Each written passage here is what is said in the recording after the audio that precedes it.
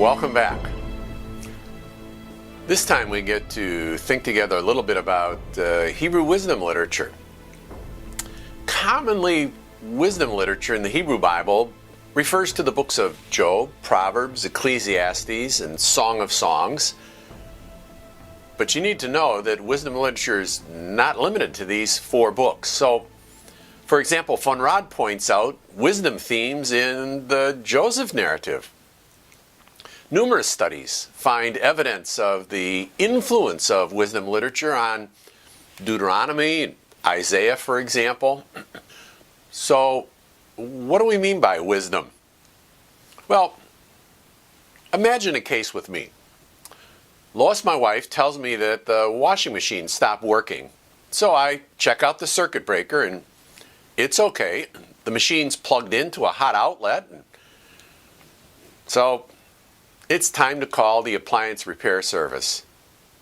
Now, imagine two alternate scenarios.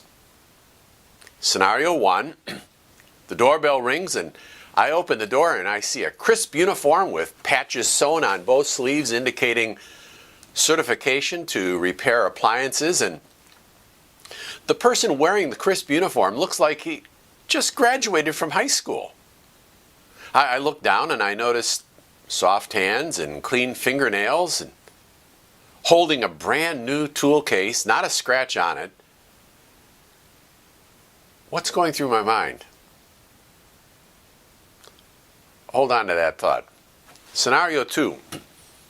The doorbell rings and I open the door and the person wearing a clean uniform with the same certification patches sewn on both sleeves. Both face and hands are clean and professional, but they evidence some wear and tear, and the fingernails indicate that these hands have been busy. The toolbox is well worn. In fact, it's held together with a bungee cord. Now, I've got a malfunctioning washing machine. Which scenario am I the most comfortable with? Why? In terms of formal training, both seem to be equally qualified. I can assume each know the essential facts about the machine, but it might seem that the differential is not knowledge, but wisdom. The combination of knowledge and knowing what to do with it and how to do it. Hebrew students will tell you that the Hebrew expression is chokhmah, the noun, or chacham, the adjective. What they may not realize is that the term is used of working folks like my appliance repair person.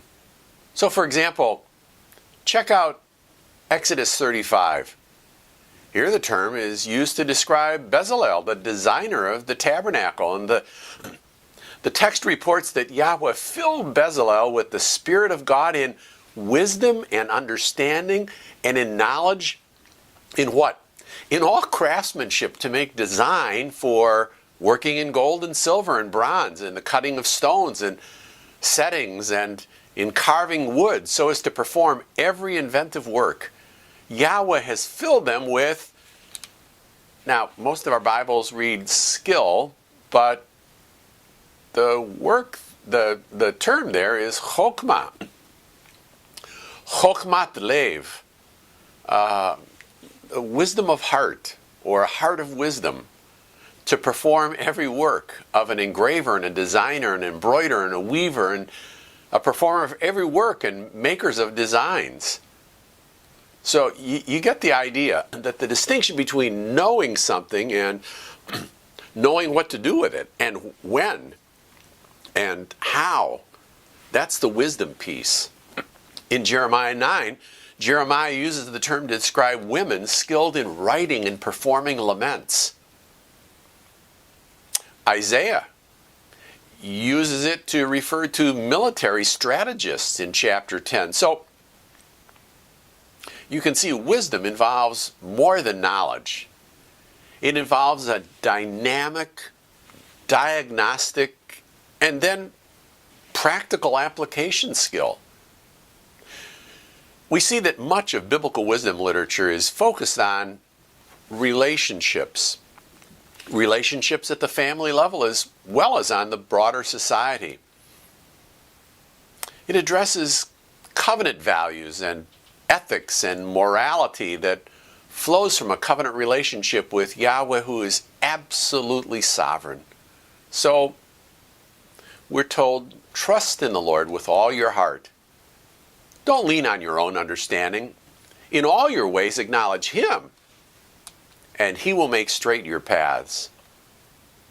So, one hallmark of wisdom literature is that it's meant to be educational, not merely informative, but transformative.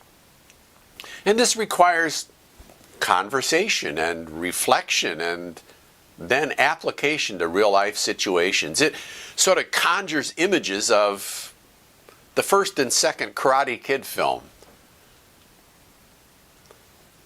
A significant theme that's woven throughout biblical wisdom literature is the fear of the Lord. You see, one's personal posture or attitude toward Yahweh is the beginning of wisdom. And as one might expect, a proper frame of mind or heart, as it's often expressed in the Hebrew, anticipates spilling over into choices and behaviors. So, the fear of the Lord is the hatred of evil, Proverbs 8:13. And be not wise in your own eyes. No, fear the Lord and turn away from evil, Proverbs 3:7. So, what have we been thinking about? Wisdom as it applies personally to the follower of Yahweh. But the biblical notion of wisdom is broader than that. In fact, biblical wisdom envisions a universality to wisdom. Look at Proverbs 8, where, starting in verse 4, wisdom personified speaks for itself in the first person. And now, take a look at verse 22 and following. You see, wisdom claims she was around before God started creation. Ages ago I was set up at the first, before the beginning of the earth, 8:23. Well, one implication is that wisdom is to be found in general revelation, in natural law. Think about it. We'll see in a bit.